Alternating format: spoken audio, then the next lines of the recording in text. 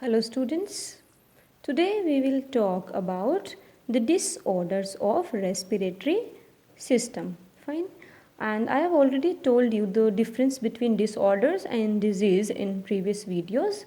So let's start with the main. The disorders of respiratory system are asthma, emphysema and occupational respiratory disorders. Let's discuss one by one. First one is asthma. During asthma, inflammation of bronchi and bronchioles take place, and due to their inflammation, difficulty in breathing will occur, जिसे आप wheezing कहते हो. सीटी बजना जिसे कहते हैं ना, जब भी सांस लेने में प्रॉब्लम होती है तो एक आवाज़ आती है ना, that is wheezing. So you can say asthma is difficulty in breathing causing wheezing due to inflammation of bronchi and bronchioles. अगर आपके ब्रोंकाई और ब्रोंक्यूल्स ही इन्फ्लामेशन में चले जाएंगे या इन्फ्लामेशन हो जाएगी तो सांस लेने में बहुत ज़्यादा प्रॉब्लम हो जाएगी. इस कंडीशन में जो डॉक्टर्स हैं वो एक हमें पंप देते हैं जिसे आप इन्हेलर बोलते हो, क्योंकि सांस लेने में ही प्रॉब्लम है तो इन्हेलर की हेल्प से वो ईजिली ऑक्सीजन को इन्हेल कर पाते हैं. Okay, next is emphysema. It is a chronic disorder. Chronic means a disorder which lasts for 3 months or more. जो बहुत लंबे टाइम तक आपकी बॉडी में रहता है उसे chronic disorder कहते हैं. Fine. And what happens during emphysema? Alveolar walls get damaged. अब एल्वियोलर वॉल्स जो हैं वो बहुत ज़्यादा थिन रहती हैं और वस्कुलराइज्ड भी रहती हैं. मतलब इनके पास वो सारी कंडीशंस हैं, वो सारी रिक्वायरमेंट को फुलफ़िल करते हैं जो डिफ्यूजन ऑफ गैसेस के लिए रिक्वायर्ड है. अब अगर वॉल ही डैमेज हो जाएगी तो रेस्पिरेटरी सरफेस एरिया भी डिक्रीज़ हो जाएगा और गैसेस का डिफ्यूजन जो है वो अच्छे से नहीं हो पाएगा. Fine. And the reason for emphysema is the cigarette smoking.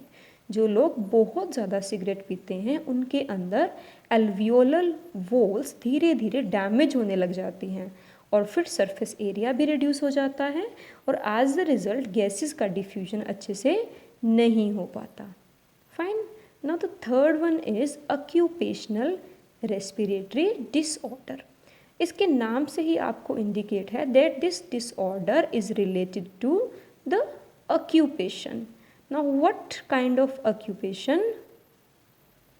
In certain industries, especially those involving the grinding and stone breaking, जहाँ पे पत्थर वगैरह तोड़ने का काम चलता है, तो as a result क्या होगा? Dust is produced. So our defense mechanism cannot fully cope with that situation, क्योंकि आपकी बॉडी में बहुत सारा डस्ट चला जाएगा जब आप स्टोन ग्राइंडिंग का काम करते हो. फाइन. और अगर ऐसा लॉन्ग एक्सपोजर हो, मतलब लंबे टाइम तक अगर ऐसा चलता रहे तो क्या होगा? इन्फ्लामेशन हो जाएगी. Inflammation leading to the fibrosis. Fibrosis means the proliferation of fibrous tissue. मतलब हमारा जो फाइब्रस टिश्यू है वो बहुत ज़्यादा एनलार्ज हो जाएगा. Increase in the mass of fibrous tissue will takes place. As a result, our lungs will get damaged. Fine. बहुत ही सीरियस डिजीज़ है और यू कैन से डिसऑर्डर है ये. तो इस कंडीशन में क्या किया जाता है, जो वर्कर्स हैं वहाँ काम करते हैं इंडस्ट्रीज़ में, उन्हें मास्क पहनना चाहिए. Fine. So worker in such industries should wear protective mask. Fine.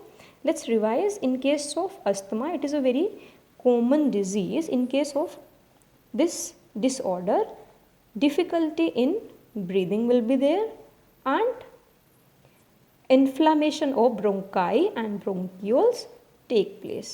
Then emphysema is a chronic disorder. This disorder is caused due to cigarette smoking, and during this alveolar walls get damaged and respiratory surface area will also reduce. Fine. Occupational respiratory disorder In certain industries, especially those involving grinding or stone breaking, so much dust is produced that our defense mechanism cannot fully cope up with the situation. Fine.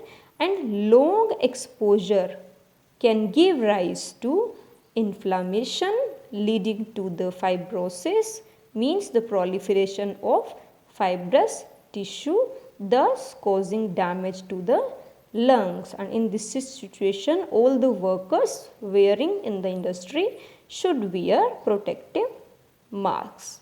Fine. So it was all about the disorders of respiratory system.